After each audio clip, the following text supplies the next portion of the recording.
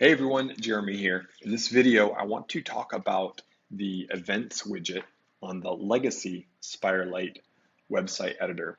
Now, this is the editor that was previously known as ProChurch Web, and the events widget is pretty straightforward. I just want to walk through the steps involved in adding new events, deleting them, and just some minor settings that can be adjusted.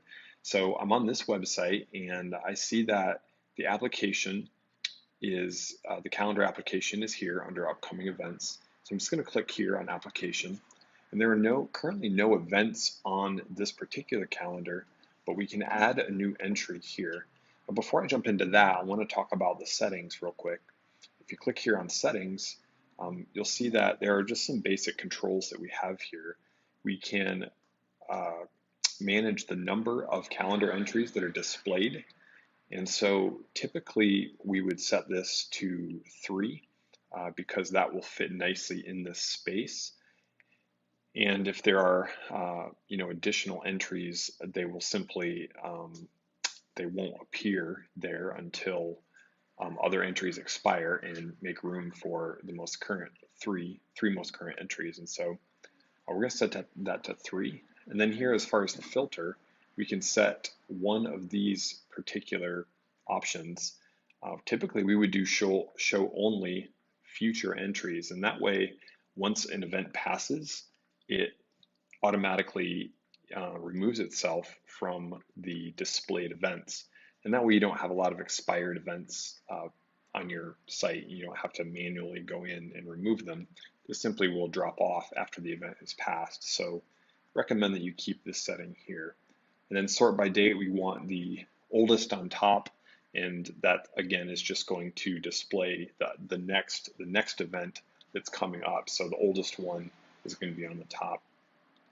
And so then the ones that are farthest in the future will be at the bottom. So that is the setting that is going to be default here.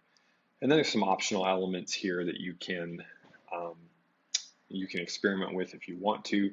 Typically, we just show the calendar icon in front of the entry and we leave the rest of these blank. The second one, group same date entries. If you have a number of events on the same day, it'll just show one calendar icon and then just show the titles of each of those events that are on the same day.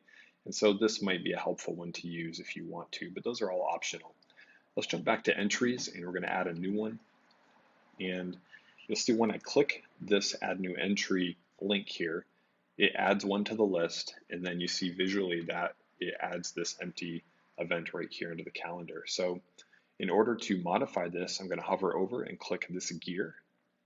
And this is where I'll just be able to modify and set the different parameters for this event. So I'll give it a title, and let's just call this new event. And here are the details. That's about it. We can, adjust the date here if necessary. Let's say this one is starting on Wednesday, so we can set that to the 19th.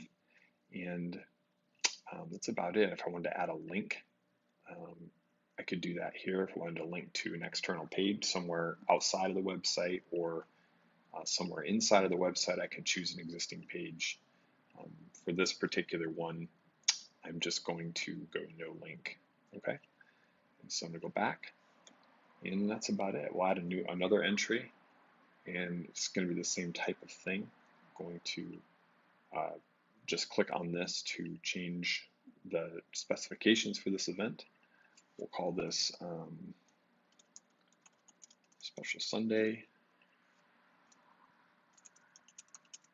A lot is happening, and got that one going on. So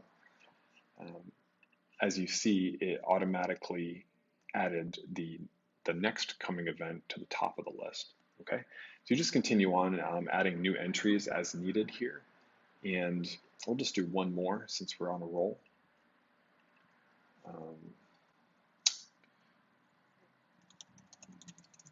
Another special day. This one is going to be amazing. All right. So just like that. If you want to delete an event, let's say you come back to the calendar and you want to delete event, you're just going to hover over and click the trash can icon right here.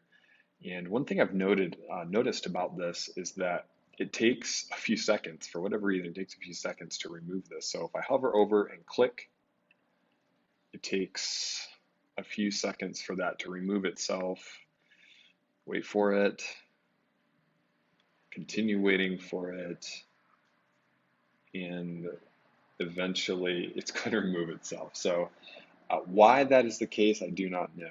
But just so you don't click that icon and then just start clicking it over and over and wondering why it's not happening.